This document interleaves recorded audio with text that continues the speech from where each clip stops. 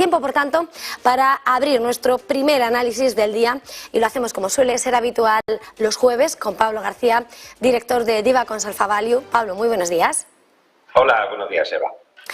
Bueno, son múltiples las referencias que quiero poner sobre la mesa esta mañana, pero si te parece vamos a mirar, también supone un cambio de guión para lo que solemos hacer, mirando a ese encuentro, a esas dos figuras que se van a encontrar esta mañana, Vladimir Putin y Xi Jinping, el líder de la segunda economía del mundo, en lo que parece ser la composición del tablero de ese nuevo orden mundial en medio de esa crisis energética y en el que está mucho por decir, pero verbalmente el apoyo de China está con Rusia, aunque no con las armas. ¿Qué podemos esperar de este juego en la geoestrategia, Pablo?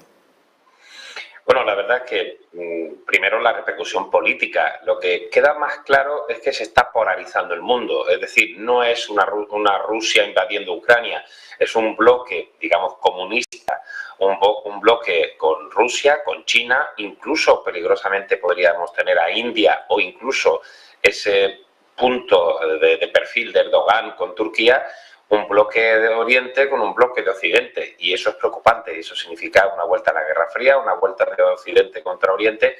Todo esto que puede causar pues más tensiones, ya lo hemos visto en Taiwán, y podríamos tener numerosas repercusiones, ¿no? No nos gusta, pero bueno, ya hemos visto unos ejercicios militares que realizaba Rusia conjuntamente con China e India. Es decir, esta es la nueva realidad que no gusta a los mercados y que genera incertidumbre. Y lo que podemos esperar pues es un apoyo tácito de nuevo del señor Xi Jinping, que tiene la renovación de su mandato dentro del Partido Comunista de China y que desde luego tiene bastante claro que hacer bloque junto con Rusia pues es la mejor opción. No olvidemos que en la era Trump tuvimos una guerra comercial. El titular y pregunta de todos vosotros era ¿qué pasa con la guerra comercial? Bueno, eso obviamente ha pasado a un segundo plano, pero China necesitaba esos apoyos que hasta ahora Rusia no le daba. Así que se junta el hambre con las ganas de comer. Malas noticias al respecto, y desde luego la peor parada es la que está en medio de ambas zonas, que es Europa. Una Europa vieja y que, aunque parece algo más coordinada, necesita, digamos, reestructurar, como ha comentado Ursula von der Leyen, su mercado energético, porque estamos, insisto, en una situación muy comprometida. Desde luego, para la conclusión, lo peor de estos dos bloques llega, insisto, a nuestro continente, a Europa. Estaremos muy pendientes, por tanto, de cómo se vaya desarrollando todo este juego de tronos en la geopolítica, Pablo. Y mirando a otros a cuestiones, tenemos sobre la mesa lo que está siendo la lucha contra la inflación en Europa, en Estados Unidos, el martes, ese martes 13, negro varapalo para Wall Street. Ayer es verdad que la inflación mayorista arrojaba como caía por segundo mes consecutivo. Hoy vamos a ver las ventas minoristas en Estados Unidos, pero el mercado se prepara para ese endurecimiento, para esa apuesta más alta por la subida de tipos de la FED, 75, que subían ya a los 100 puntos básicos, pero empiezan a despertar voces, sobre todo lo hemos visto en grandes representantes de grandes compañías tecnológicas como Elon Musk, como Katie Wood, advirtiendo de que esa subida de tipos puede desatar la deflación en la economía. Quería preguntarte acerca de esta valoración, de esta amenaza y de alguna manera si la FED puede cambiar el rumbo de tipos, si la lucha contra la inflación sigue siendo el primer caballo de batalla. Empezando por el final, la verdad es que el comprometido Elon Musk, un hombre brillante, no lo voy a descubrir yo, pero desde luego enigmático, ¿no? Cuando ha comentado que habría que bajar los tipos, ¿no? La verdad es que las declaraciones de Elon Musk nunca dejan de sorprendernos, ¿no? La verdad es que, fíjate, Eva, el dato de inflación que tanto habéis hablado no fue tan malo. Yo vuelvo a insistir que veníamos de 9,1, que íbamos a 8,5, que bajamos a 8,3 desde el mes de junio, julio y agosto, y que fue la subyacente la que fue un poquito peor, que es lo que hemos incidido. Pero lo peor de todo, y creo que no se ha comentado tanto, es que la inflación se está trasladando a todos los sectores de actividad. Y eso era algo previsible. Y ya les doy una primicia. Y lo siguiente va a ser que va a afectar al empleo de una forma mucho más contundente que lo está haciendo. La verdad es que no hay que ser un economista muy brillante para prever eso, pero como decía el señor Walsh, miembro de la FED, es la primera vez en su carrera, en su longeva carrera como economista, que veía que el impacto en el empleo estaba siendo muy tímido con subidas de tipos muy contundentes. Bien, pues lo siguiente va a ser eso, porque aguantar un mercado laboral tan potente como estamos viendo en Estados Unidos, la verdad es que es muy sorprendente, ¿no? Con incluso ya unas tasas hipotecarias a 30 años superiores al 6%. Es decir, las empresas, y ya lo estamos viendo en algunas entidades, de todos los sectores, insisto, ya no solo está siendo solo los sectores más afectados por las subidas de tipos, con lo cual por ahí van a llegar las siguientes tortas, lo digo para que nos preparemos, ¿no? Pero bueno, no es tan preocupante, es decir, este es el juego, ¿no? Tenemos que bajar un poco el consumo, tenemos que subir los tipos, tenemos que bajar la inflación, perdón, y por ende bajará el consumo y eso provoca una desaceleración económica. La recesión técnica está ya en Estados Unidos, incluso un país que tiene independencia energética. El problema llega más para la vieja Europa, que no tiene esa independencia energética. La verdad es que es muy interesante la Comisión Europea. Estábamos escribiendo en nuestro diario Mercados de Ibacons Alfa Value todo lo que está pasando con el sector energético, la imposición de esos límites, de esas tasas, de esos impuestos. La verdad es que estamos a la desesperada, ¿no? Esto es una improvisación propia de algo que no se esperaba, como era que dependíamos, gracias a la señora Merkel, entre otros, de Rusia, y es algo bastante inesperado, pero establecer los límites al consumo, etcétera, nos viene un otoño y un invierno, yo vuelvo a insistir, muy complicado en Europa. Y por último, a mí me sigue sorprendiendo, ¿no? Después adapto las carteras, pero es que Europa se está mostrando, ahora que está de moda el término, resiliente ante la tesitura de los mercados de estas caídas. En nada cayó más de un 5%, como bien apuntabas antes de ayer, y es sorprendente que Europa haya caído muchísimo menos cuando los problemas más acuciantes los tenemos aquí. Es decir, ¿qué pasará si los datos de inflación son, pues eso, 2 décimas tan solo por arriba, como en el caso de Estados Unidos, pero bajando 2 décimas desde el dato anterior? Así que no sé, mi sorpresa es que Europa se esté manteniendo relativamente bien y en conclusión estamos en medio del rango. O sea, está siendo un año muy complicado para todos los analistas y gestores.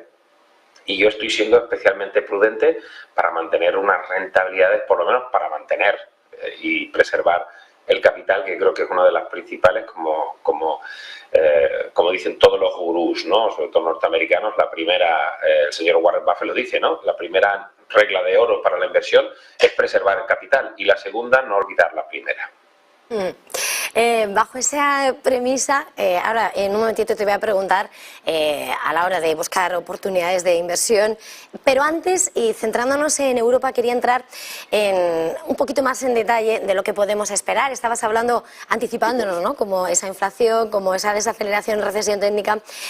Bueno, la siguiente noticia es el aumento del desempleo, una vez que la inflación se está extendiendo, apuntabas a todos los estratos de la economía, pero aquí mirando a la vieja Europa tenemos por una parte esa lucha contra la inflación y esas medidas de respuesta en medio de la crisis energética que agravan además la situación. En el contexto tenemos por una parte los discursos de los referentes del Banco Central Europeo, desde Francia, Villarroa, como ven los tipos al 2% este año, Goldman no descarta esta inflación y las empresas empiezan a tomar medidas de generación de autoproducción energética porque tienen que seguir adelante e incluso desarrollando esos planes como Stellantis que hemos conocido esta mañana prevén incluso tener que trasladar la producción al fin de semana.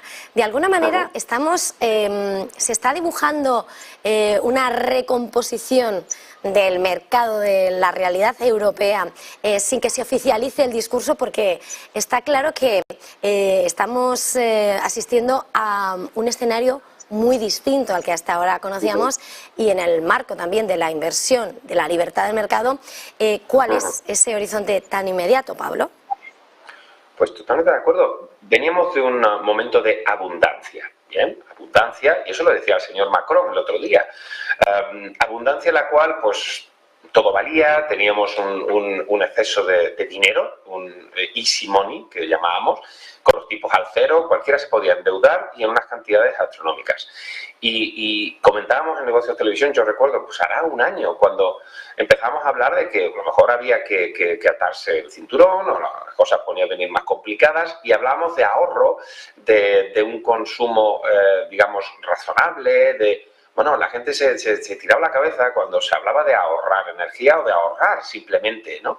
Yo no lo entiendo, es decir, creo que no nos damos cuenta que los bienes son escasos y en algún caso estamos viendo que lo son con mucha fuerza, como ha sido el caso del gas, y los precios han subido con mucha fuerza. Es decir, tenemos que mentalizarnos en Europa bueno, pues digamos, ahorrar en consumo energético, etc., son medidas totalmente razonables y no hay que tirarse las manos a la cabeza.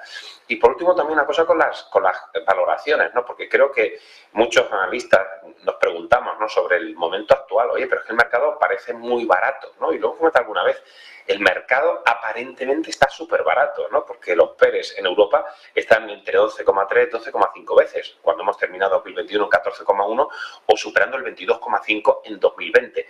Y es que las expectativas de beneficios, ya hemos dicho que las tortas iban a venir por el mercado de empleo en Estados Unidos, vamos a decir por dónde van a venir las tortas en Europa, por las revisiones a la baja de estimaciones de beneficios.